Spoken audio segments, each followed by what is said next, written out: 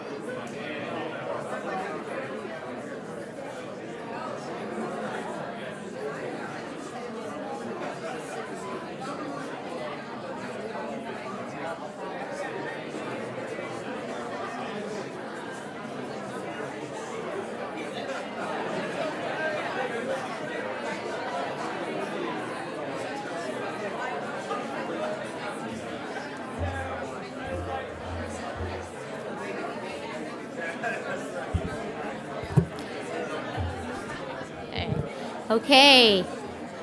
Hello, and thank you all so much for joining us this evening. It is wonderful to be back in person. It's the first time I've seen many of you in person since at least 2019. So thank you so much for being here.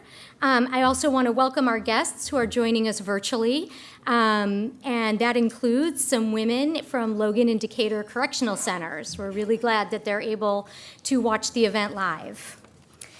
I want to thank everyone who has and continues to support the John Howard Association. I'm deeply grateful to our staff, board members, volunteers, partners, supporters, and donors, all of whom play a vital role in advancing our mission and work.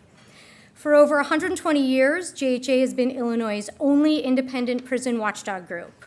We have a dual mission, fighting for the dignity, humane treatment, and rights of people who are incarcerated, and pushing for increased transparency of the prison system in order to hold government accountable for the health, safety, and well-being of the people in its custody. We go into the state prisons in order to witness, observe, and document the realities experienced by people in prison. We correspond with, survey, and interview people in prison to better understand how policies are being implemented and find out what is of deepest concern to them.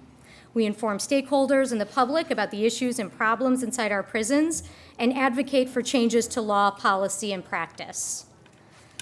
COVID-19 has really increased and intensified the problems and issues people in prison face, from lack of medical and mental health care and programming, to increased restricted movement and living in lockdown conditions, to the inability to get basic hygiene and nutritional items through prison commissary. It's clear to us that the past 2.5 years, people in prison have lived with the most extreme levels of danger, isolation, and deprivation. While much of our work focuses on the conditions of confinement and the treatment of people inside the Illinois prisons, we recognize that our prison system is the result of failed or unavailable social safety nets, pervasive inequity, systemic racism, and community divestment and disenfranchisement feed incarceration. And we have to address these issues in order to change our system more globally. JHA fights for systemic change because we believe that what happens inside prisons matters. The people in prison matter.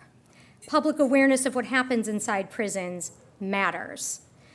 This is why we continue the difficult but vitally important work of creating and expanding sightlines and access into prisons.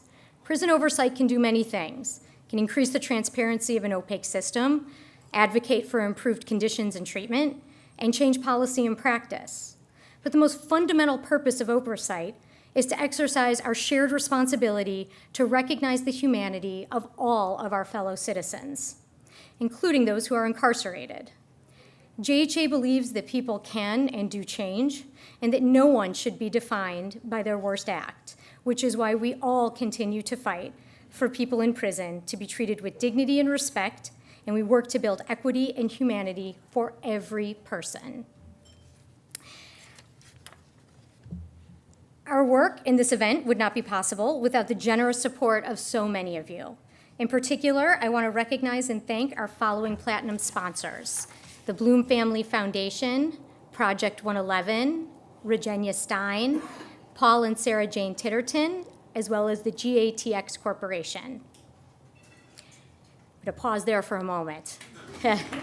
Oh, thank you. That was not necessary. I was just taking a breath. So, welcome. We're so glad to have all of you here. So, the next portion of our program is the John Howard Association 2022 Awards. So, as I read the awards, if the award recipients who are present, and we are so lucky that 3 of the 4 are with us this evening, will come over to the podium, over to the table here to get your award, we would appreciate that. Every year, the John Howard Association honors leaders, citizens, advocates, partners in the work, and others for their commitment to justice and support of John Howard's mission. I'm pleased to announce this year's award winners. Our first award this evening is for the Excellence in Oversight Award, which we present to Joanna Carnes. Joanna is the former director of the Washington Office of the Corrections Ombuds and current risk management officer for the Office of Independent Investigations in Washington State. Joanna has extensive experience in the correctional system. Prior to her role as the Corrections Ombuds for Washington, she worked for the Correctional Institution Inspection Committee in Ohio, first as an inspector and then as the committee's executive director. Joanna's work has included responding to complaints from inside prisons and working with legislators on correctional policies to improve the well-being of incarcerated people. We recognize and thank Joanna for her many contributions and dedication to building, expanding, and improving the field of correctional oversight, as well as for her assistance and support of JHA's prison monitoring work. So please join me in a round of applause.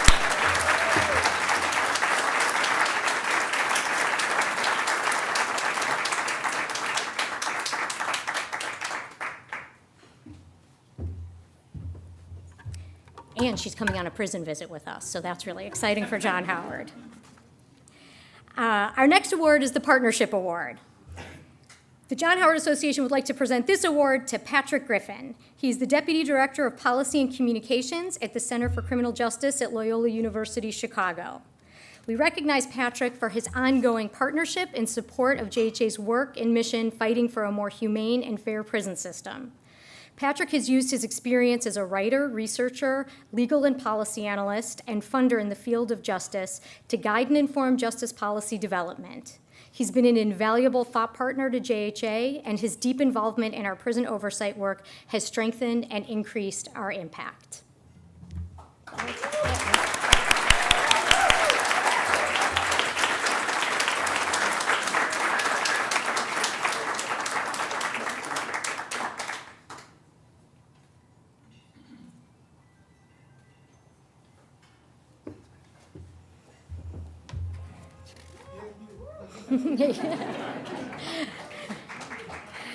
Our next award is the Changemaker of the Year.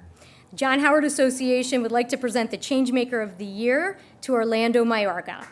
Yeah. Come on over. Orlando's the Justice, Equity, and Opportunity Initiative McCormick Reentry Policy Coordinator in the Office of Lieutenant Governor Juliana Stratton. He's also a 2022-23 University of Chicago Obama Foundation Scholar. Orlando is a justice-impacted individual whose 20 years of incarceration in the Illinois Department of Corrections informs his passion to stop mass incarceration. He's a restorative justice practitioner who values the humanity in all people and works to support healing for people who carry the trauma of incarceration. His mission in life is to end mass incarceration and to dismantle the school-to-prison pipeline. JHA has been honored to work with Orlando over the last several years and deeply appreciates his efforts to act as a vital bridge between state agencies and advocates in advancing information sharing and pushing important reform efforts forward. JHA thanks Orlando for his leadership and commitment to making the criminal, legal, and prison systems more just, fair, and humane.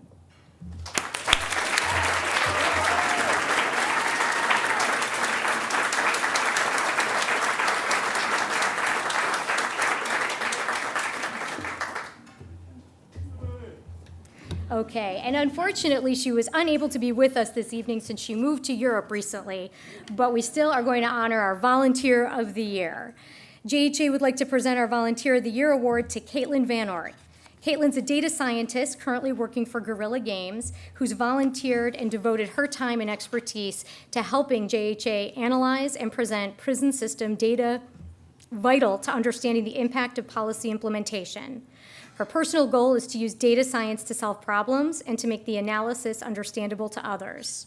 JHA thanks Caitlin for her data visualization work to increase transparency and understanding of prison populations and policies. Please join me in congratulating all of JHA's 2022 award winners. We appreciate their contributions to furthering reform and their support of JHA.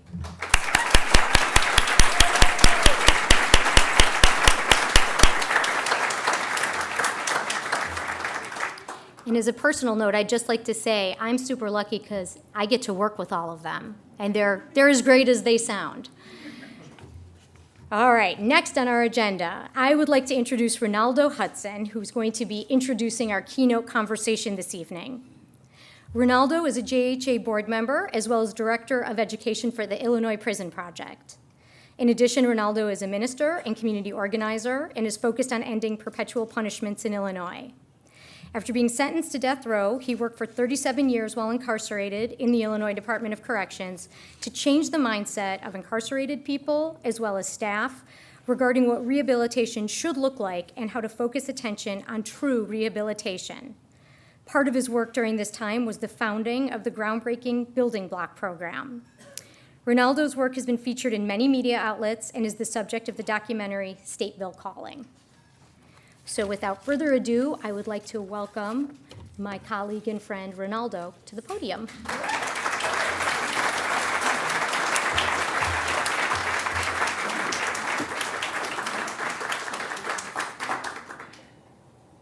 Hey, y'all.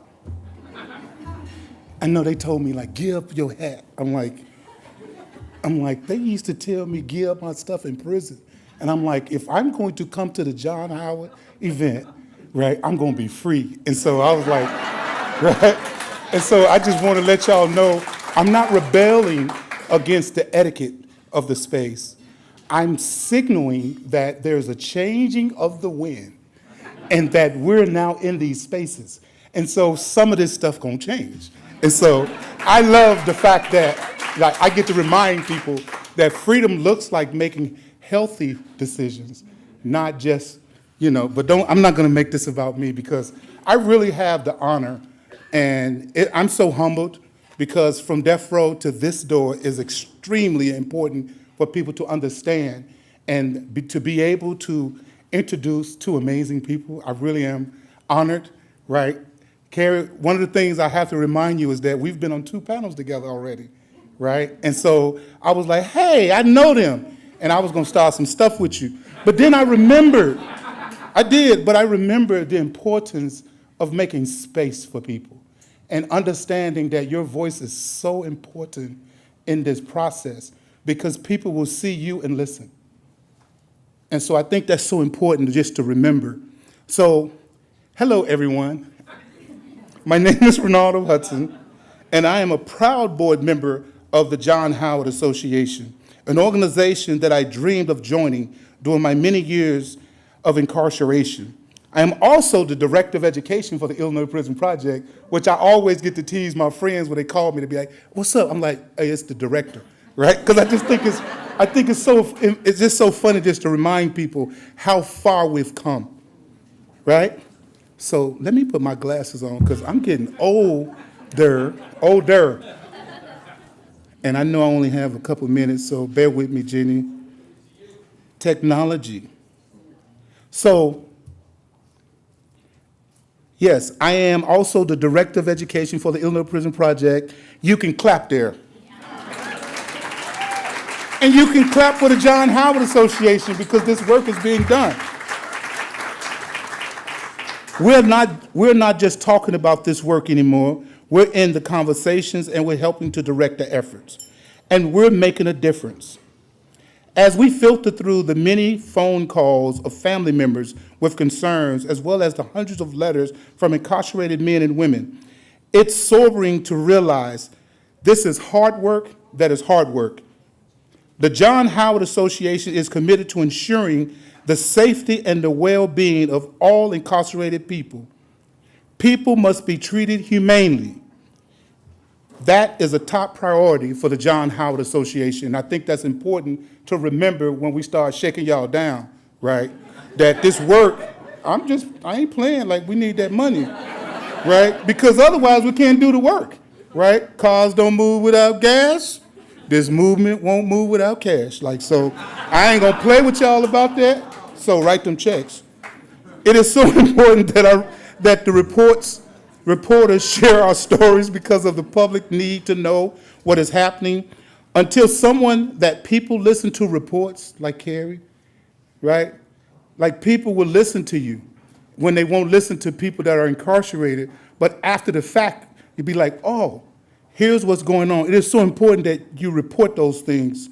This is why reporting from people like these two amazing people is so imperative and refreshing.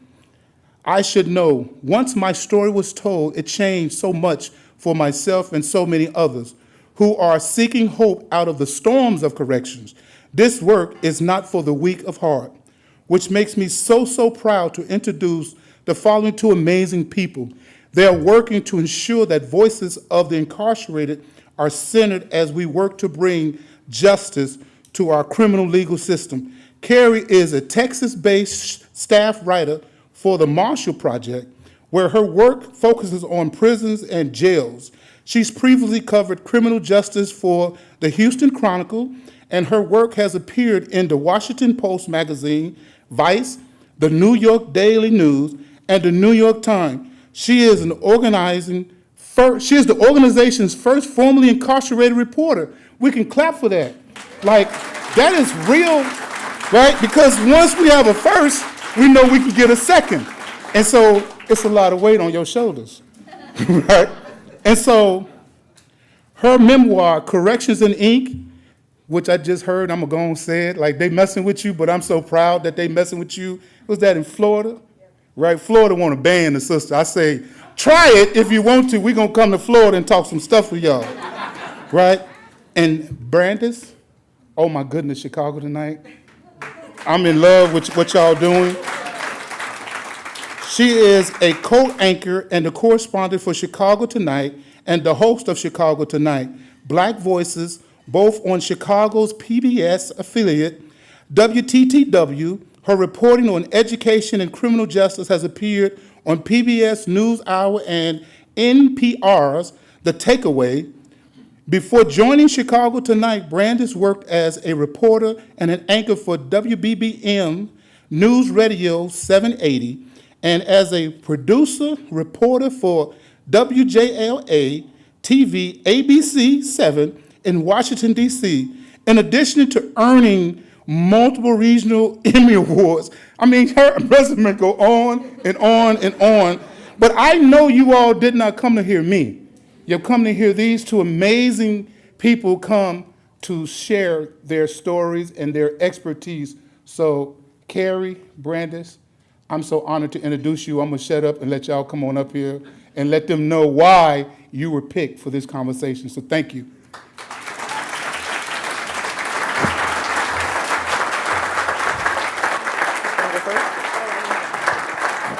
Carrie. Ronaldo, thank you. We see you.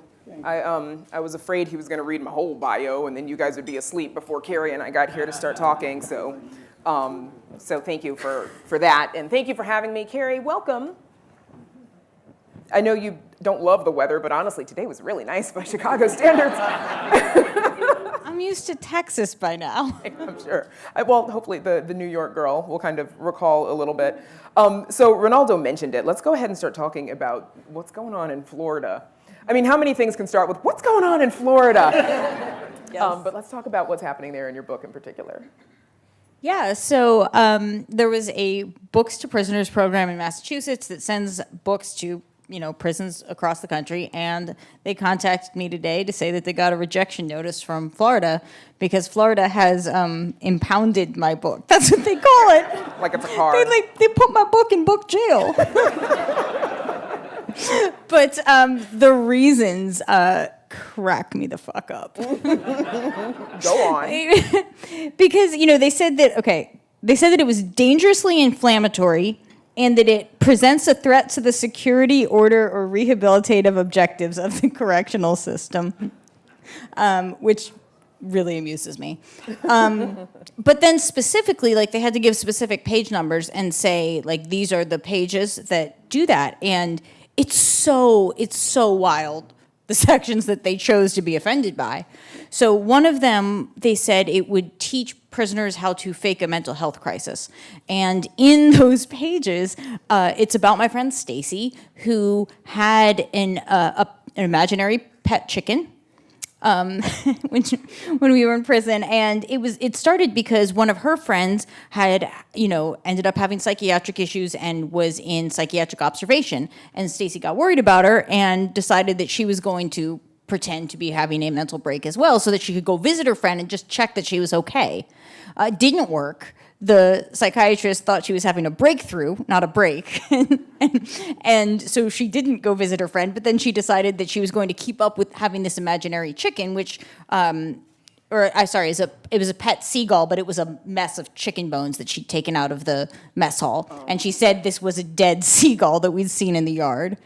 And she was like, this is my pet Harry. So she would carry these chicken bones around with her and pull them out and be like, it's Harry. And then she thought that if she was trying to organize a petition to increase pay, which is something you would get in trouble for, that's inciting a riot. If you have multiple prisoner names signing the same thing, that's considered organizing and you can get in trouble. And she didn't give a shit. She wanted to do that anyways because she thought it was messed up that pay hadn't gone up, even though commissary prices consistently did. So she carried around Henry in her pocket and hoped that if she got in trouble for that, then she would be able to say, I'm mentally ill, you can't send me to SHU. Didn't work. She did go to SHU. That section in the book that describes all that does not really teach someone how to fake a mental health crisis because none of that shit worked. But they took issue with that, and they also took issue with the section that they said shows a staff abusing an inmate, which was also kind of wild because there are sections in which I described officers sexually assaulting prisoners, and that they didn't take issue with. What they took issue with was one guy who played a particularly cruel April Fool's joke one year.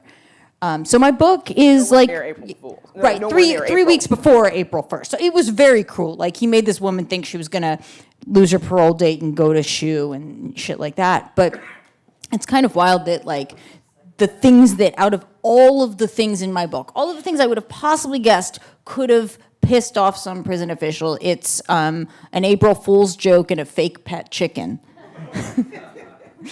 So at this juncture, they have impounded it, which means that it gets sent to the Literary Review Committee, which then makes a final decision. So for now, no one in Florida prisons can get it because one unit, Okaloosa, flagged it for review, so it's impounded. No one can get it until the LRC makes a final decision, so I'm waiting to hear what their final decision is. And you and your publisher, you have the opportunity to appeal this, right? Mm-hmm. Yeah. The publisher, the sender, and the prisoner all have the option to appeal. So, obviously. we're going to appeal. Has this been banned in a prison anywhere else? Just Florida? So far, only Florida. Honestly, I'm shocked. I thought there was some that would ban it out of spite. Like some of the states that I cover a lot. Texas? Yeah, exactly. I really thought Texas would. And one of the Texas women's prisons initially flagged it and said that it was not allowed, but then that was overturned. So yeah, I'm kind of surprised. But this is one of the things about the way that prisons ban books is it can be so random. In Texas, there was an Ida B. Wells book that was banned like last year. Like, obviously, this is a bit after the fact. so like, it could be banned in 10 years at random. They can review it 1 year and it's okay, and they review it the next year and they decide it's not. This is a very simple question. What's wrong with banning books in prison? I mean, it depends on the nature of what you're banning and how. But I have been collecting banned book lists from all of the states that have them. About half of states have banned book lists for their prison systems. About half of states do it on a case-by-case basis. Or Nevada didn't respond to shit, so who knows? Who knows what's happening in Nevada? Right. I mean, I guess what happens in Vegas stays in Vegas, and they literally won't respond to your records request. But yeah, out of the states that have lists, I've been looking through them, and there's just some really interesting things you can see. I mean, they, in many cases, appear to be pretty racist. There's very few states that ban Mein Kampf. There's a lot that ban George Jackson. And there's also a lot of yoga and Tai Chi that is banned, like a lot, because it teaches violence. I shit you not. That's the reason. Sometimes with yoga, it's because of nudity, though, which I also think is kind of wild. Like, you're getting strip searched with other people. Like, yeah, exactly. So, I mean, there's a lot of things that I think there's one system. I forget what state it was that was banning true crime. And I'm like, they did the true crime. We did that. They could write the books. We get it. We know what happens. Yeah. Okay, so talking a little bit about your reporting, a lot of it's obviously based on firsthand accounts from the inmates in Texas, many of them who, over a lot of time, because I know it didn't happen overnight, become your sources for your reporting. And just journalist to journalist, I'm first curious about how you got some of that access. So, I mean, obviously, initially, I went through some of the sort of traditional ways. When I started covering Texas prisons, I was, visiting people in the visiting room and talking to them there. But one of the things that changed a lot in the past few years has been cell phones, obviously. I mean, I'm sure everyone's aware of how much more pervasive cell phones have been in prison. And this has been such a game changer as a reporter, because I think there's so many things that people just don't believe when prisoners tell you them, And I noticed this even as I was reporting. Like, I felt like consistently, if I heard a thing happened, I needed more sources if it was prisoners than I would if it was random people on the street. If a cop beat someone, maybe you need 3 sources. If a prison guard beats someone, I feel like you need 12, And, the prevalence of cell phones and then the pandemic made it so much easier for people to keep their cell phones.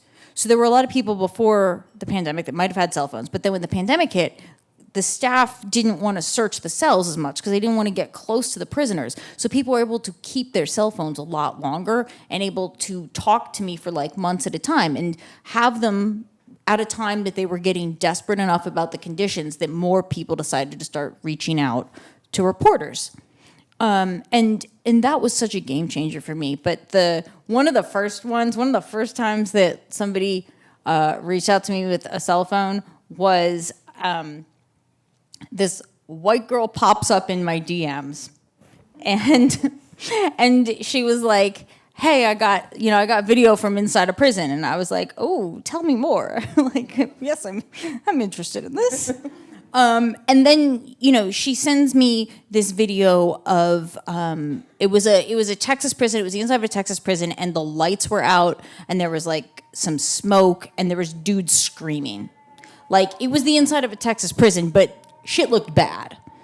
And I was like, okay, what's going on here? Why is there smoke? Like, what's happening? And she goes, oh, okay, I'll go ask my friend. So she asks the guy in prison with, who supposedly sent this video. And then we go back and forth, and I keep asking more questions. And eventually I'm realizing that, like, the guy in prison is answering really quick. Like, I'm getting the answers within, like, a minute of when I'm asking the questions. And then I'm like, okay, I realized the blonde girl is not blonde and not a girl.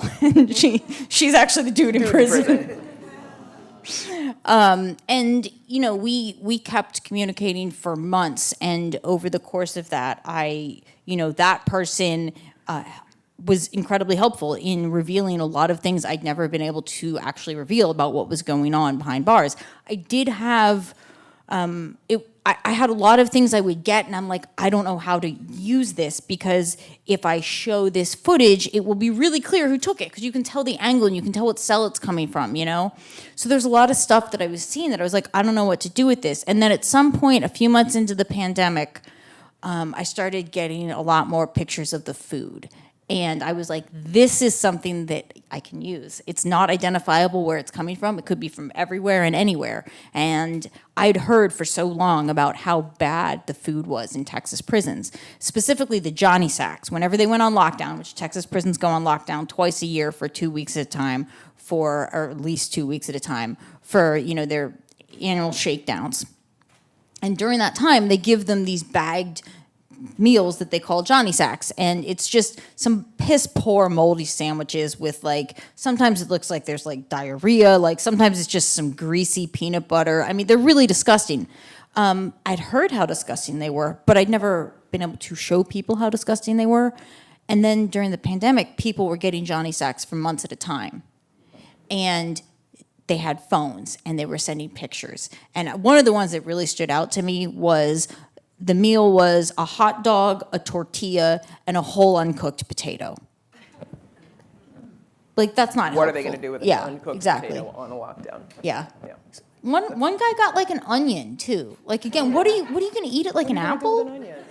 But I was able to, for once, actually show people how bad the food was and write stories about it. And after I wrote the first story, then I started hearing from guys who were writing me, telling me, hey, this is the first time things have improved. This is the first time I've seen vegetables in years.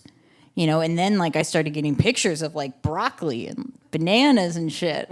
Stuff you can recognize. Yeah. So, real quick on the cell phones, though, just because I'm kind of curious, does this indicate that, the inmates have to have someone on the outside who's helping them? Like, because the phone has to have service in order for it to work, right? Who's paying the bill? So this varies. Okay. In some cases, there's some guys that are getting really creative with the phones and are making money themselves. Like, there's one guy I know that was, like, doing Bitcoin. There was another guy that was doing, like, freelance journalism, There was a guy that was doing some, like, accounting type work. There's one guy that was, like, posing as someone else and selling his own art. One guy was running his own innocence campaign. But, there's a lot of, some people make their money from whatever they're doing with their phones. Some people have someone on the outside that's holding them down, some girlfriend, usually, something like that. And then some of it's gang funded. I mean, I think that gangs have been an important route for them to get the phones in a lot of prisons, but that's not always the case. That's more true in the maxes in the areas that I cover. At any rate, I don't actually have anyone I talk to with phones in Illinois, so I don't know how y'all get your phones, but I'm sure you do. And then there's some of the low security prisons where they actually do drone drops. Which also sounds fascinating.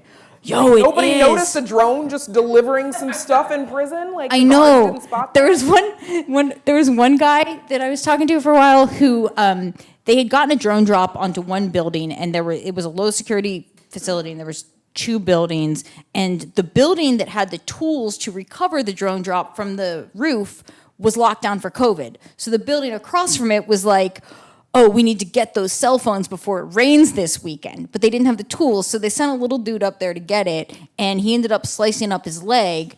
And then the guy that I was talking to was like, well, we can't go to medical because now we'll get in trouble because he's, like, sliced up on the razor wire almost to the bone. So they used, he used YouTube to figure out how to stitch up his friend's leg.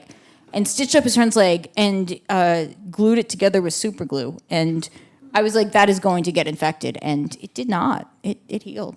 I was really impressed.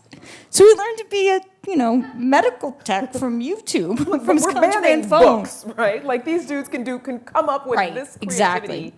to problem solve for themselves. Okay, I want to move on a little bit and talk about a few things, but also some of the other stories that you've covered. You told Piper Kerman that Southern prisons were worse than your experience in New York. Totally. I was shocked. When I first started covering Texas, I knew, Texas has a reputation. I think you kind of expect that Southern prisons will be bad, and you know off the bat that a lot of them don't have air conditioning, so that's a big difference. But there are so many other ways in which they were worse that I didn't anticipate. I think so first of all, I think most of the states that don't pay at all then are in the South. In Texas, they don't pay prisoners at all for work, but you're still forced to work, including in fields. They still harvest cotton. Sounds familiar. Yeah. Actually, not only do they still harvest cotton, but until last year, there was a prison that was literally named the same thing as the plantation that was there before it. It was Darrington Unit, south of Houston. The original owner was John Darrington. It was called the Darrington Plantation. And then, it eventually became the Darrington Unit. And that was one of the units where they had farms, where they also grew cotton there. And I think that's on the ballot in some states this year, actually, is like removing that little bit of clause Yes. about slavery. Yes, there's in 5 only in states, I instances think. where somebody is incarcerated, is work without pay still allowed? And I think the Yeah. states are discussing whether or not to remove that from their. Sorry, go on. Yeah. Fun fact. Yeah, no, you're right, though. I think there's like 5 states that were considering it, or as of a few days ago, that's what I saw. But Texas was not one of them. This was not one of them. The other interesting thing about the cotton farming in particular was that there was a 5-year audit that found that it would have actually been cheaper if the prison system had just bought the clothes on the free market instead of having prisoners grow the cotton and make it into cloth and then make uniforms out of it. Prisoners aren't the best cotton cloth makers. Like, it just seems like it's just easier to pay somebody who knows what they're doing. Yeah, and who has any cheaper. interest or incentive to work. Why do that's not, you don't want to be laboring in a field for no pay for funsies, in the middle of like Texas heat.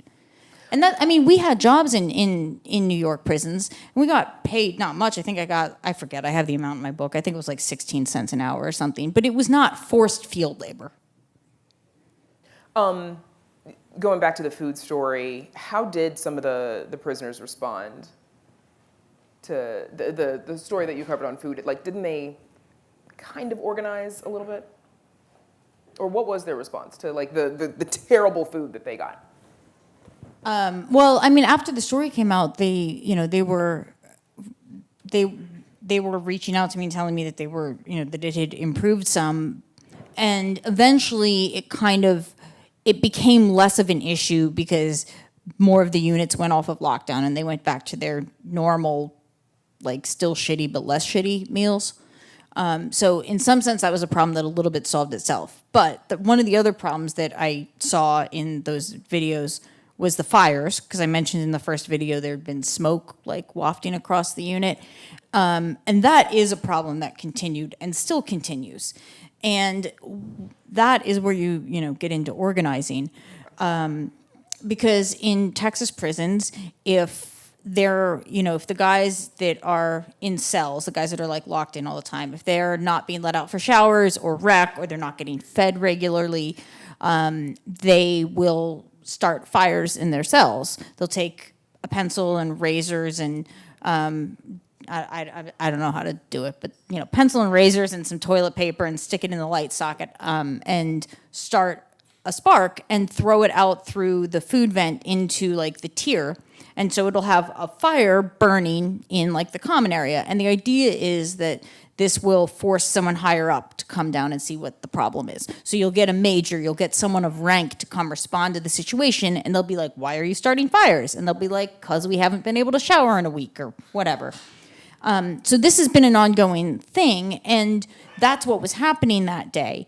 And I eventually ended up writing about it in the course of a project about COVID in prisons. And as I was reporting that, someone reached out to me on Twitter and was like, hey, have you seen these fire safety reports in Texas prisons? And I hadn't. And then I started looking at them and I realized, like, duh, this is why this can even happen. These prisons don't have working fire alarms.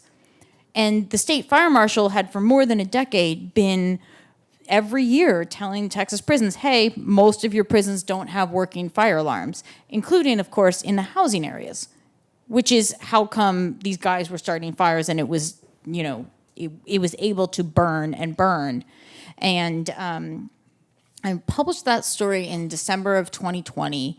And at the time, I remember I was showing my editor these videos, including one where, there was several taken over the course of like 3 days at one unit where there was just constantly smoke in the air, black smoke in the air all the time. Like fires were just burning and burning. And there was one where there was even a guard there with like just watching it, with her just leaning on the railing, like her elbows on the railing, just watching the fire burn and not doing anything. And my editor said at the time that she was surprised that no one had died. And I was like, yeah, no one's died yet. And then in, I guess, November of last year, I got a tip that someone had burned to death in their cell. And as I was trying to find out more about what happened, and I eventually tracked down the guy in the cell next to him and his family and a guy in a cell across from him. So I got witnesses to tell me what happened. But as I was reporting that story, it happened again at a different unit. Another guy died. And then the story published in May, and since then, 2 other people have also died. And in one case, the family has sued, so I don't know if that will end up providing some accountability. We live in the Fifth Circuit, so I'm never optimistic about the outcome of lawsuits. But yeah, I mean, that has been one of the more lasting things. Like the food comes and goes. I think it's worse for daily life, but the fires is not a problem that's going to be solved anytime soon, because the prison system estimated that it would be more than $50 million to put working fire alarms in all of their units, because there's around 100 prisons in Texas. And it sounds like it's, show me your budget and I'll show you your priorities. That's not a priority for Texas, it sounds like. Right. Because of the cost and the fact that it hasn't been done. And prisons are hugely expensive. Our budget is like $3.5 billion every year, I think, for prisons. And that's still leaving lots of gaps and lots of things that people are just not getting. Those repeated fires, it seems to me like it also just kind of speaks to the desperation and the dehumanization of those inmates. Yeah, totally. And this is one thing, whenever I tweet about this, there's some percentage of people that will respond and be like, their fault, they started it. But to imagine the amount of desperation that you have to start a fire when you are in an enclosed area like that, you really have to be at a point where your life has gotten bad enough, you just have nothing to lose. And when I think about the conditions of some of these prisons, when I look at the moldy sandwiches and think about the fact that the heat index can get up over 140 inside these units and they're not getting showers for days at a time, I can imagine how you would get to that point, especially when you're mixing that with the fact that a lot of people in prison are obviously going to have mental health issues on top of all of this. Right, and the food, it's obviously, like you said, that can come and go. You can do some reporting and hopefully it gets better, but it seems to me like it's about more than just the prisoner's nutrition and physical health, right? It is dehumanizing for someone to deliver what has been delivered to those inmates and said, eat this. That's just my thought. Yeah, totally. And I think that, and this is another thing, is whenever I tweet about bad prison food, I get this overwhelming tidal wave of people saying the cruelest things that they can think of about how, these people deserve it, and the weird things about not until we've fed every hungry child. Food doesn't work that way. It's not an either or. You can feed multiple people. But I think that so many people think about very basic things about prison in terms of like, do people deserve it?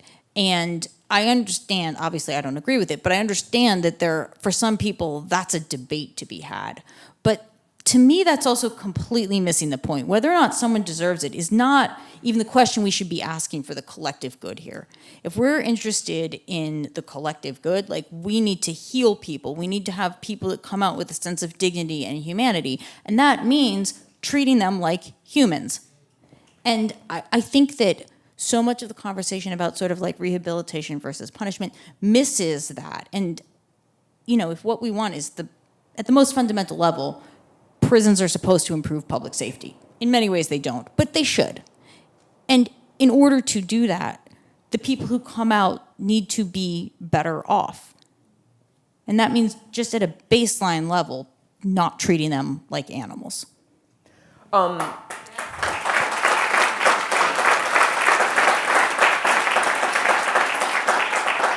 You also, so in your book, and we'll come to that a little bit more later on, but you write about being moved to a permanent prison assignment, and on the way, someone warned you of the jungle. And you were often afraid of being sent back to segregation or solitary confinement just because of how terrifying that was for you the one time it happened. And as I was reading the book, it seemed to me that, like, to be a prisoner is to be in a constant state of fear, right? Of losing another right or another freedom, a basic necessity. Losing your safety. Is that a fair description? Yeah, and just completely at random.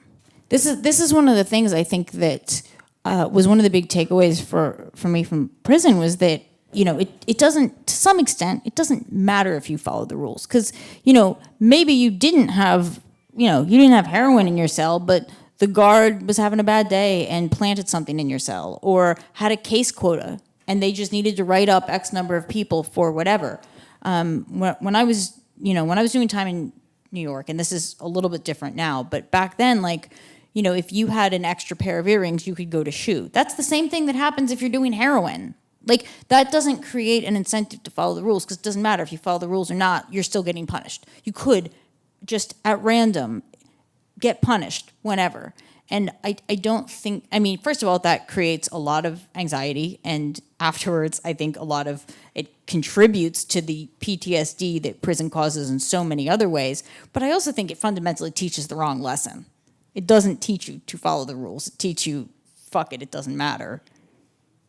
Let's talk about the guards a little bit. Former Cook County Jail warden, she now works for an organization here called Chicago Beyond. And she, in some of her work that she does there, points out, the fact that what happens in prisons impacts communities. And you talked about that a little bit in your story that you did on the coronavirus, obviously. And if it's, spreading like wildfire, hate to use wildfire, spreading rampantly in a prison, that is gonna come home to the communities. And it did, as you reported in Texas. But, the inmates, they're eventually gonna be released, right? So however they're treated in prison, those folks are gonna come back to our communities. But the guards live in the communities with the rest of us. From your experience and maybe from your reporting as well, what do you know about how, guards and how they handle life in prison? And, how also some of them are happy to be wielding power over their little fiefdoms of incarcerated people. Yeah, that's definitely true. There are also some, though, that I think are traumatized by their jobs, and I think that as, people who've done time, like, that's something we don't think about as much maybe, but, but that's definitely true. And the conditions that we lived in are also the conditions that they work in. So when I say Texas prisons have a heat index of 140, like, the guards are working in that too. So, this is one of the things that I think has been really surprising as a reporter is how often staff reach out to me with concerns. Because when I was on the inside, like, I wasn't going to see that. I didn't see that side of it. I feel like the nice staff just left us alone. Like, that's what we wanted. So, like, the cruel ones were the ones that you would remember because they were the ones that were, like, interacting with you purposely more, But now that I'm out and reporting, it's the, more humane ones that I tend to hear from more often, because they're the ones who are concerned about these conditions. They're the ones who, want something to change. They're the ones who are unhappy with their employer and willing to leak to the press. I don't know if there's any DOC people here, but just saying. What did you call us? Let's talk about women in prison, because the number of women in prisons has accelerated. I did a series earlier this month called Permanent Punishment, WTTW.com/news, and we reported that 470, the number has increased by 475% in the last 40 years. And I heard you say that, the system isn't designed for women. In what ways is that reflected in the way that women are treated in prison? Yeah, so many ways. I think that one of the easiest ways to understand is that a lot of the women that are in prison have had, past sexual trauma at the hands of men. And you're putting them into an environment where you have males in positions of authority who are going to be screaming at them and telling them what to do and potentially abusing them. And I think that just at a base level, you can see how that would be not productive to rehabilitation. But then there's sort of all these other ways in which systems are not designed for women. And sometimes that's in, the lack of women-specific health care. That's, lack of access to things like birth control, even if you need it to regulate your menstrual cycle so you're not bleeding every day. That's when it comes to lack of access to tampons. We used to make tampons out of maxi pads. That's not sanitary. You shouldn't have to do that. I think doing strip searches where you make someone pull out their tampon in front of a crowd of people, that's just dehumanizing, but it happens. And I think that there's all these ways in which just basic facts of women's bodies are used to humiliate them in prison. And then you add to that this is essentially an environment created by men for men. And that comes together to create an environment that I think is counterproductive for women in very gender-specific ways. How much of what you experienced in prison would you say is typical for women in prison? I had it easy, I think. Which I think might be surprising to people who've read the book and, even, when I wrote it and I sort of stood back and looked at it afterwards and I was like, wow, somehow this is all, when I put all of it together, it's kind of worse than I remembered. But even so, I did my time in New York. I did not do my time in Texas. I was not in, I was not on death row. I was not in a max most of the time. There's a lot of prison experiences that would be far worse than mine. One of them that you write about is, because let's go ahead and talk about race. One of them that you write about is there are various ways that for Black and brown women in prison, it becomes harder, it is made harder for them to do their time and for them to have access to the opportunities to shorten their time. Yes, totally. I think one of the ways it is true in many states is that in so many states, prisons are in rural areas. They were used in, as sort of economic rejuvenation programs in places that, in New York, you had all these factory towns in upstate New York that were dying, and they put in prisons there as a way this was going to save the jobs. But that dynamic is true in a lot of states. You see that in Texas, in Nebraska, in the feds. And what that ends up meaning is that now you have most people in New York were coming from specific downstate counties, from, metropolitan areas. That means you have a lot of Black and brown people going to these prisons in remote parts of upstate New York. That means that they're more likely to be further from their families. That also means that you're having a situation where you have a lot of Black and brown people in these very conservative, ultra-white rural areas. And the conventional wisdom, for us at the time, was that it was worse to be doing your time in those areas if you were Black and brown. And I didn't realize the extent to which that was true until after I got out. And the New York Times did an investigation in 2015 or 16 about the rates at which people were getting disciplinary cases by race and in different areas, and showed that they got the data to show what we all already knew, that it was harder for black people to do time in these real upstate conservative areas. They were getting more disciplinary cases. And, that's not just like, oh, you're losing phone privileges for a month. I mean, that alone is obviously terrible. Like, if you imagine not being able to talk to your family at all for a month, or, 90 days or 6 months or years. But, it also means that when you're getting enough tickets, when you're getting more disciplinary infractions, you're going to end up doing more time in solitary, carrying more trauma from solitary, also unable to complete your programs, and thus not able to qualify for release. And that's not even touching the racial disparities in parole board decisions that are making it harder for black and brown people to get out. So the result ends up being that, aside from the fact that we know black and brown people are more likely to get more time for the same offense, they're likely to end up doing more of that time for a variety of reasons. And then, of course, when they ultimately get out, you end up with all of the existing racial disparities that existed before they went to prison. Quick note, because one of the things you mentioned, it made me think about this, and I don't know if you guys have heard of this. You talked about like how, prisons are also often built in like these very rural areas as part of, sort of this, rural Program. Yes, exactly. Thank you.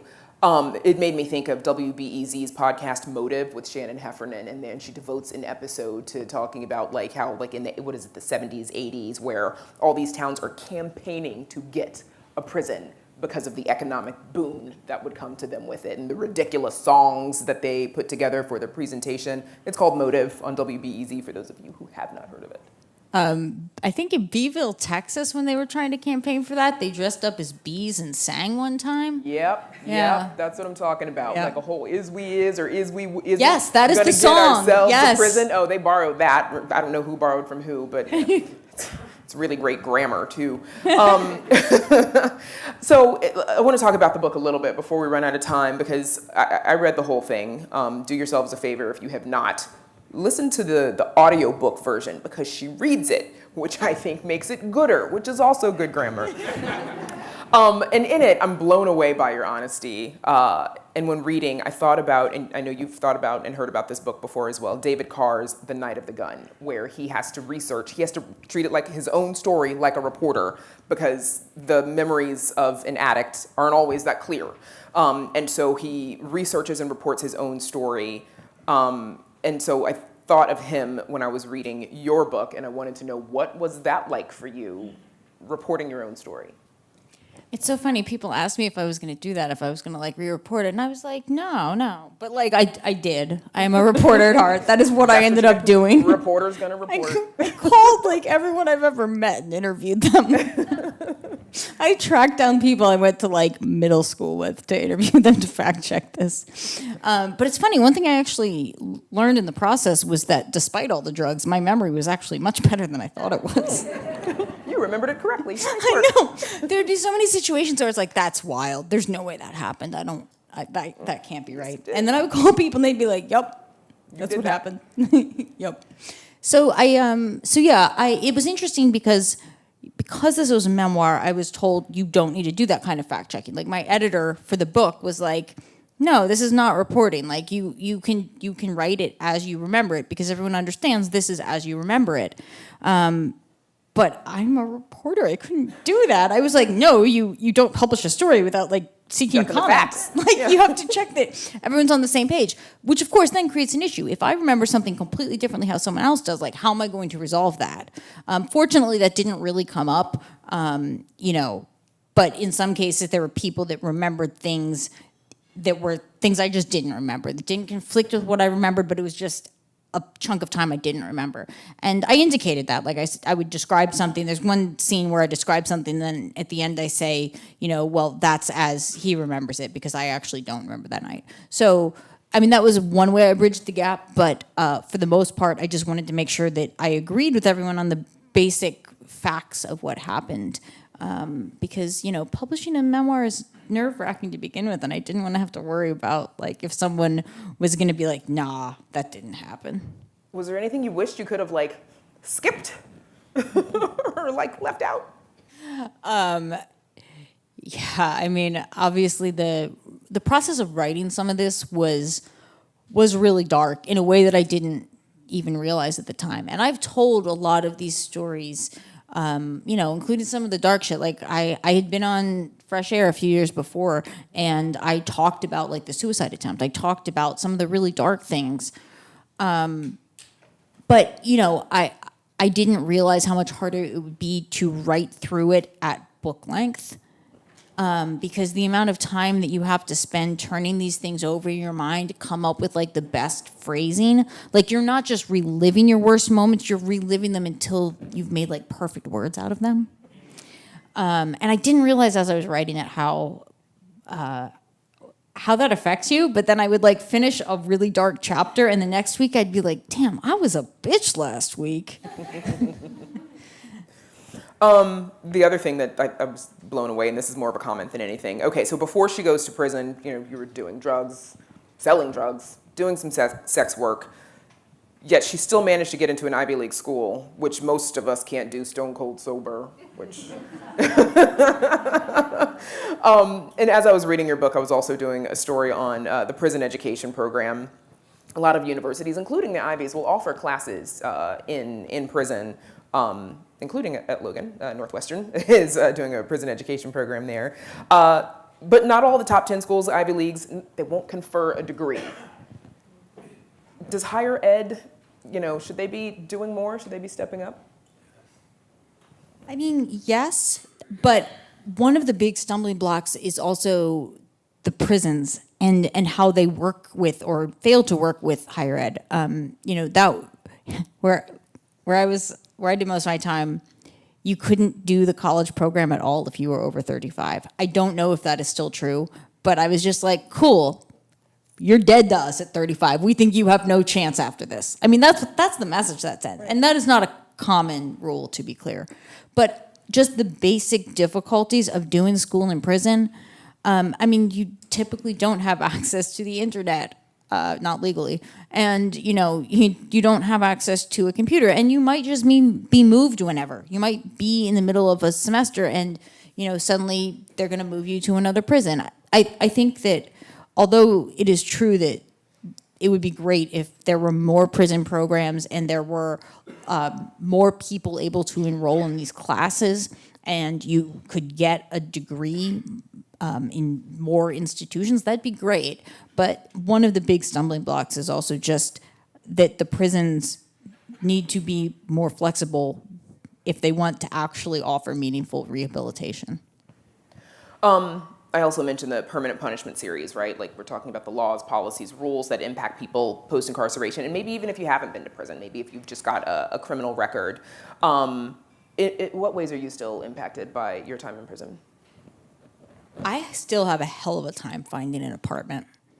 It has been more than a decade, and I am a white woman with a nonviolent drug offense, and I still have a really hard time finding an apartment. I can't do most complexes. I can't do a lot of like the management companies. In Texas, some of them even say no misdemeanors. But I've also had situations where I've just been trying to rent from an individual homeowner, and I know you can obviously Google me and find my record. So like, I'm going to be upfront about it. And I have seen the change in someone's face when I explain to them, even after like you can see that I've done good things since then, and it often just doesn't matter. And I think if you can extrapolate from if I, as a white woman with a nonviolent offense, 10 years later have this much trouble finding places, you can imagine what it would be for a black man who is out 2 years or something. But as of now, at this point, I can really basically only rent from friends or live in places that you don't want to live. Like when I was in Houston, I joked that it was convenient to work where I lived because I was covering crime and like there were just people getting shot. So I was like, I don't even have to go anywhere for the story. It's right here. But the fact that like those are my options, I think that obviously says so much that those are my options this far after the fact, because you can imagine what it would be like for people who don't have the privilege and the advantages that I do.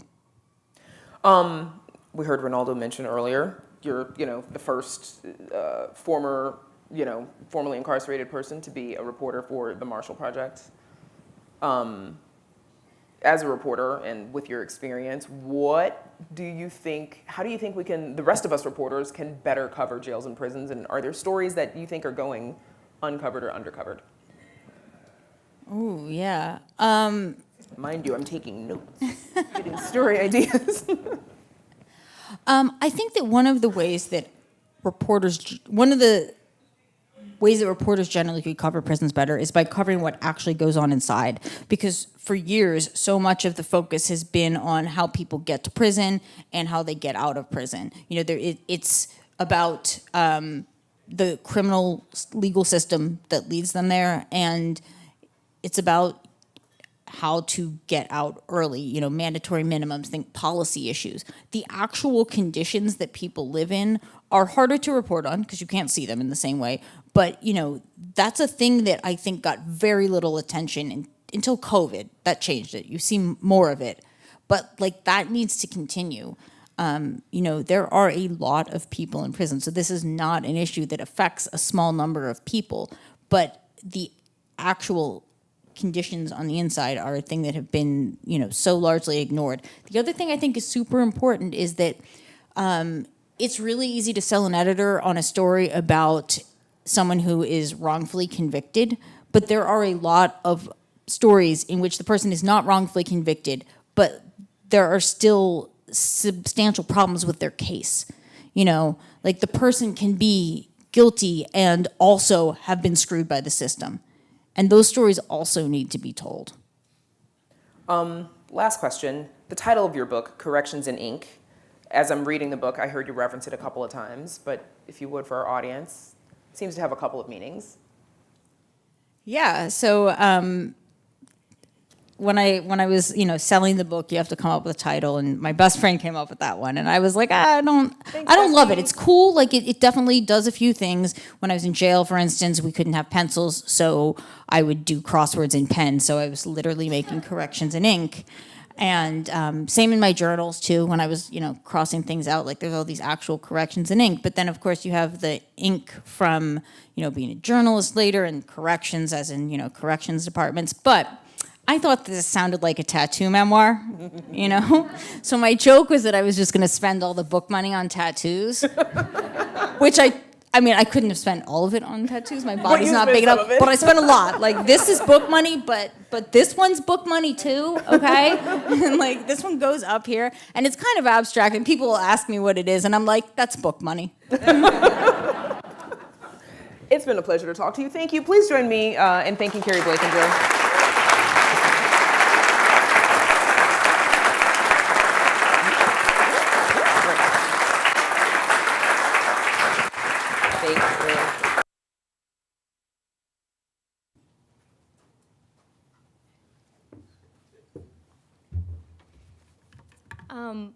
Wow, that was fantastic.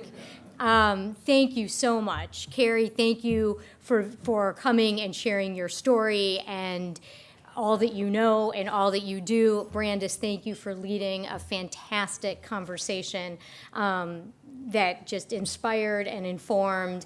And if you want to take Carrie's advice about reporting more about what goes on inside prisons, we know some people that could probably help you.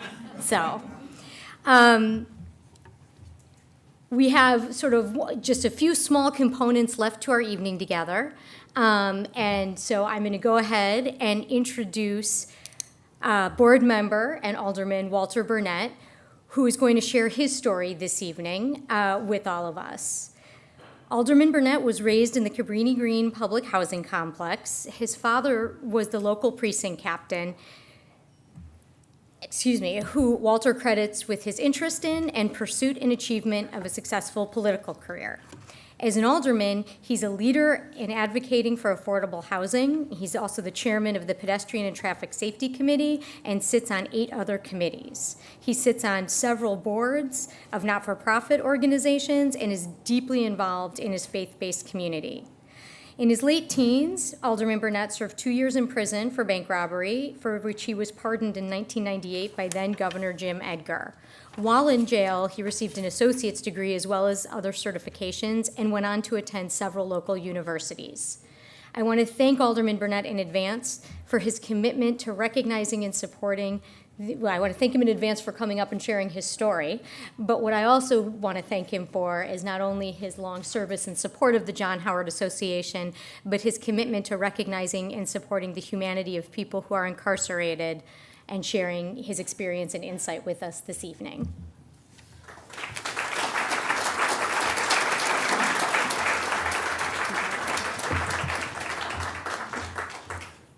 But thank you very much. First of all, let's give a round of applause for that interview. Wasn't that fantastic?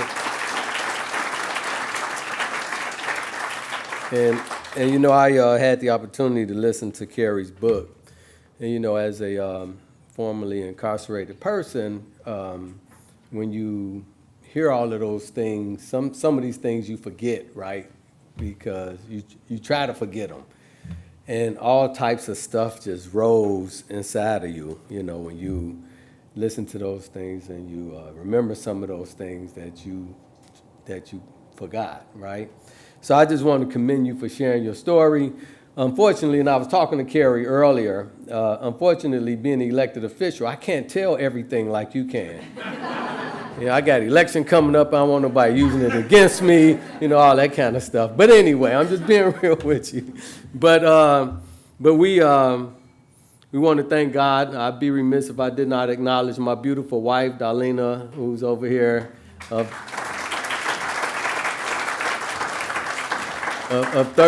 31 years. So it's a blessing.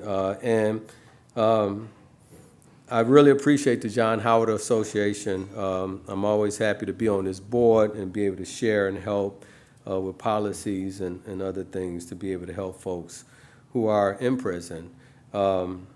I've been blessed, you know, and I sometimes think about if it wasn't for me going to prison, I probably wouldn't be here right now, right? So I got incarcerated 41 years ago. I was 17, so I'm old, right? I'm older. So I was 17, just graduated from high school, you know, experimenting with all kind of drugs, a teenage alcoholic. Found myself sobering up one day with some guys being shot at by some folks because we were involved in a bank robbery, you know, and that sobered me up so much that I sat myself down and they locked me up in a cell in I think it was Danville, and they came back with a cart with books on it, and one of the books that they had was a book about Malcolm X's biography. So I read that book and I was inspired by that book, you know, and I was inspired by how he took and turned his life around and, you know, educated himself and did a lot of positive things when he came home and helped people and tried to do the things that he did. So I made some goals at that moment while in that cell that I was going to set some goals. You know, that one, I was trying to be older. I was 17, but I was hanging out with older guys, right? Trying to prove myself to all the old, tough, slick, smooth guys, right? And then also, I was going to finish school. I had just graduated from high school. And the funny thing is, I had, right before that, tried to box in the basement of Mercy Boys' home with the CYO, Chicago Youth Association. And hurt my hand, so I couldn't finish boxing. And so I said I was going to box. So I said I was going to go to school, not try to impress no guys, and box. So I set those goals. So it really kind of sort of made me an introvert. You know, I was sort of an introvert because I didn't want to hang around the guys. You know, it's a funny thing. I was just asked by Greg Pratt from the Tribune. He's like, Alderman Burnett, how did you get along with everybody, in the council? You got all these different factions and they all like you and you get along with all of them. How did you do that? I said, and I thought about it, I said, Greg, I think it has something to do with being a neutron in prison, right? Because, and I thought about that, being a neutron in prison, you had to get along with all the different gangs, right? So you don't get rolled on, your stuff get taken or whatever the case may be. So I read that book and I made those goals and they turned us over from the feds to the state and made it an armed robbery, right? And so being 17, first time convicted, I got 6 years, a 6-year sentence. So they first took us to Joliet, right? Like back then you had to go through Joliet for intake, And amazing things, I was much smaller than I am now, younger, and you in intake with guys who got murders. You in there with guys who got life in prison. It's like guys who trying to set up their lives, right? And so it's kind of scary, but I grew up in Cabrini Green, so it was, I hate to say this, but a lot of people that was there I knew. From the neighborhood, right? So it's like, it's funny because when you from the neighborhood, it's like they don't care what gang you from, you just from the hood, you're homie. What's up, homie? What's up, homie? So I had all the different gangs, embracing me as one of the homies. And but it used to see, you would see all types of things. You see guys taking advantage of young guys, a whole bunch of things you would see there. You even see even the guys I got incarcerated with, they ended up going there and, we was out, we was professional. When they got in, they joined 2 different gangs and became enemies of each other, which was crazy. And so you see all that stuff. You see how the guards treat people. You learn how to live in the system, trading your food, trading your cigarettes, hustling. The hustle still goes on. I lived through all that stuff. And, so you learn how to survive.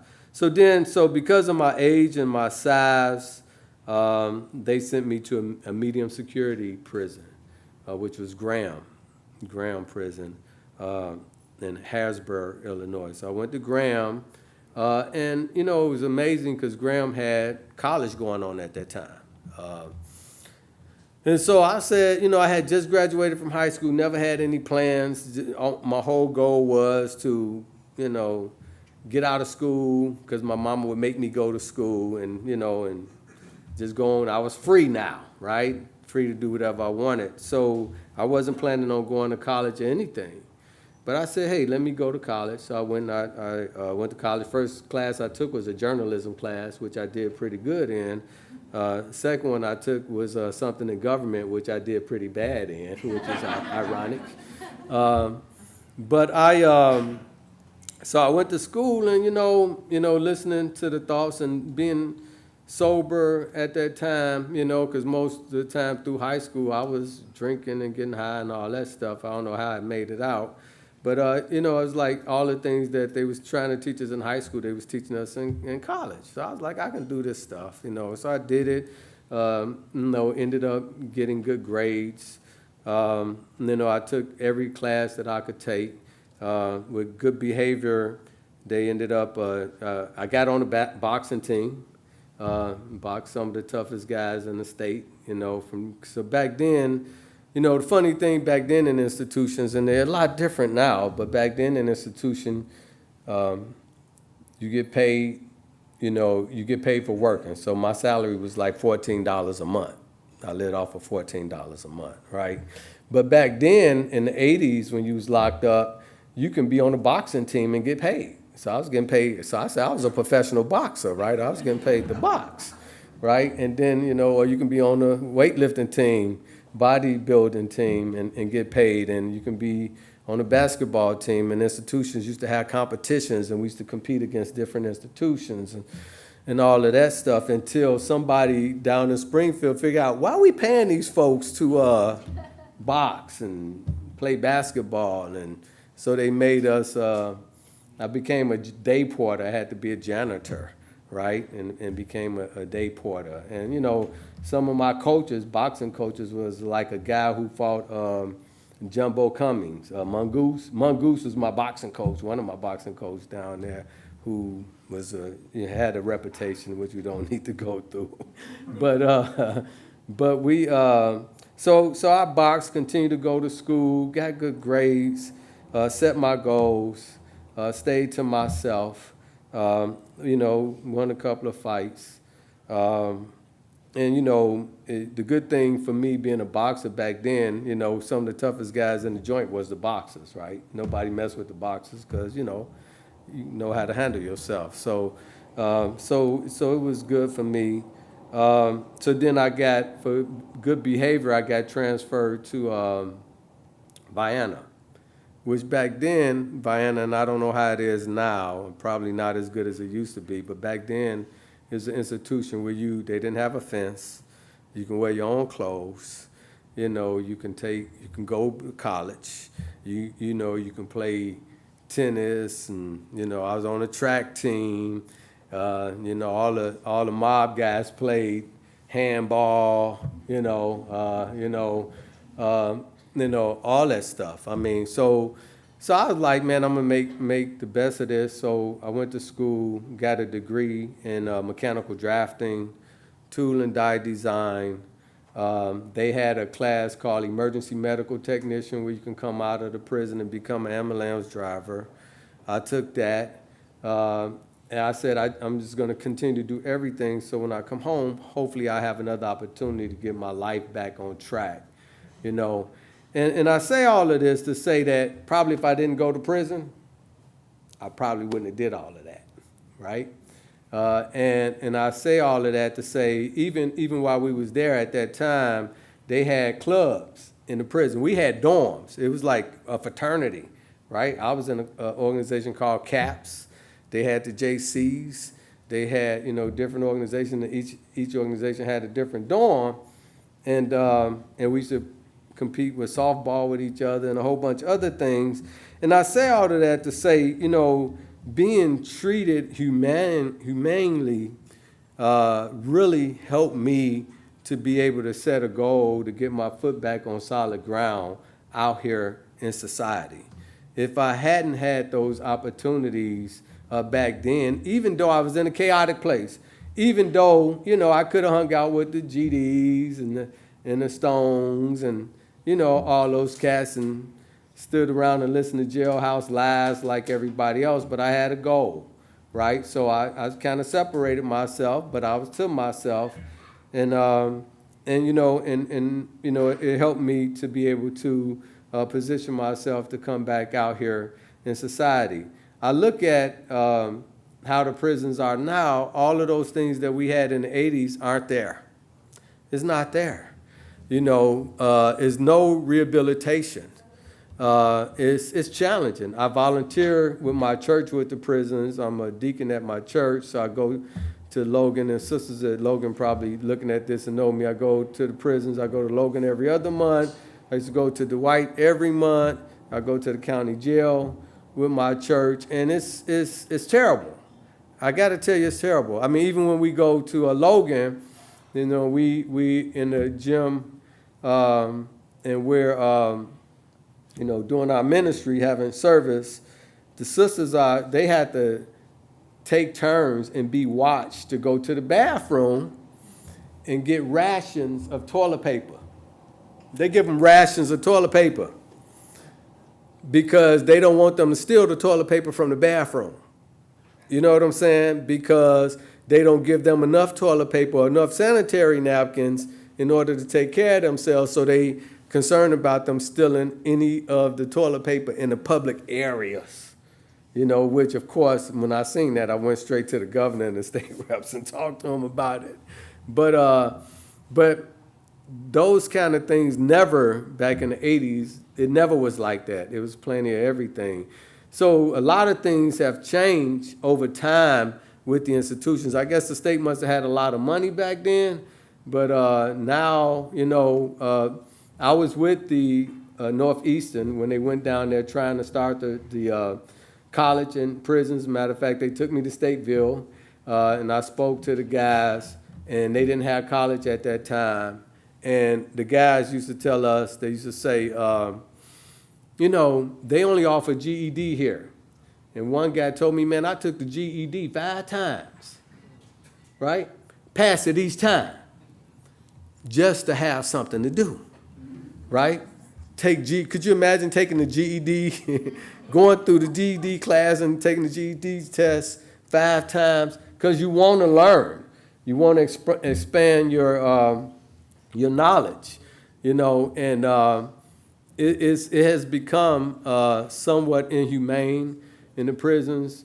Organizations like the John Howard Association go down there and look at that stuff and do something about it. Say something about it. Talk to the state reps, lobby about it. All of those things are so important for these people who are incarcerated. Folks in the prisons, write them, communicate with them, let them know what all the challenges are. You know, I don't know if you all know, a lot of folks that's in prison, if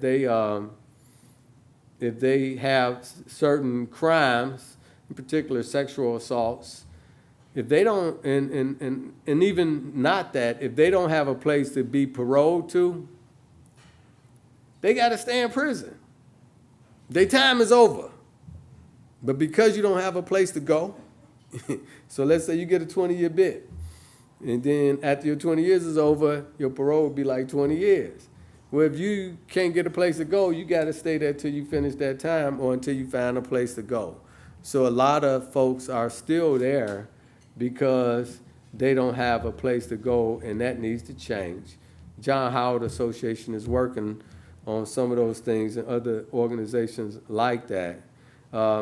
So, you know, so my story is, you know, that I was blessed that I didn't lose my life when I sobered up. Bullets came past my head. I was blessed I didn't get shot in the head. I was blessed that God set me down, and at a time when the institutions was doing rehabilitation for younger people instead of punishment. I was blessed to be able to navigate through the different gangs and the different characters that were incarcerated with me. And I was blessed that I didn't get caught up into becoming a better criminal. Like, you know, some folks who have a lot of idle time on their hands end up doing, because everybody's telling a story about what they did and how they did it and the best way to do it and all of that good stuff, right? So I was blessed. But a lot of folks aren't as blessed as I was. And organizations like this help people to get blessed. We need to support the John Howard Association and other organizations that help folks, because all of these people, myself, so I tell you, my blessing is because I was blessed, I was able to bless other people. So now, you know, I'm an alderman of 28 years. Next year, if God permit me to be elected again, I probably have the most seniority in the city council. Also, I have my oldest son is a state representative. My baby boy just resigned from Goldman Sachs and venturing off to do other things, you know. So if they didn't have rehabilitation in prison at that time, I don't know where those cats would be, even if they would be here, right? So I say that to say, you know, I don't know how much you all have donated to this organization, but I will say it's not enough.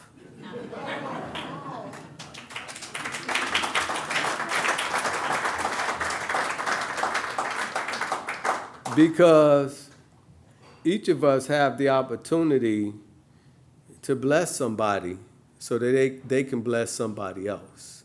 We have an opportunity to help. And let me say this, all of the guys that was in my drafting class, I see them on the street, they all doing well. All of the guys who went to college with me while I was incarcerated, they didn't go back to prison. All of the guys who lived humanely, who lived in humane conditions, are out here living humanely, right? Because the system supported them. We need to make sure that we help women and men to come back to our society in a humane mindset, that they're living in good conditions and they have the opportunities that everybody else have in this society to not only be able to take care of themselves, but to be able to take care of the next generation that's coming after them. And helping an organization like the John Howard Association is what we can do to help those folks. So there's a pamphlet here that you all have, and inside of there is an envelope. And in that envelope is an opportunity to make a donation. And let me tell you, this organization don't play with its money. This organization specifically help people in prison. It challenges the elected officials from the governor on down. And I know because I got a son who's a state rep, and I'm like, yeah, I'm going to this. He said, yeah, man, the John Howard Association, man, they on my case. And he's like, they on my case because they want me to vote for, after a certain amount of years, that you can get go to the parole board like they used to have, right? It used to be after a certain amount of years, you go to the parole board and they can evaluate you and say, okay, you did well, you're doing good, you rehabilitated, you can go back home, right? But now they don't even do that. So he's like, yeah, they on my case. So I was like, that's good that they on your case. You should listen to them because they're telling you right. If somebody turn their lives around, a lot of the folks make mistakes when they're teenagers, or they may have been addicted to drugs, or whatever the situation is. We got to give them another opportunity to come to our society and be productive citizens. And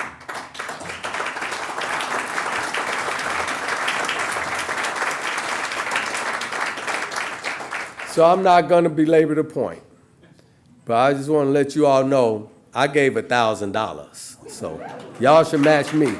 Thank you very much.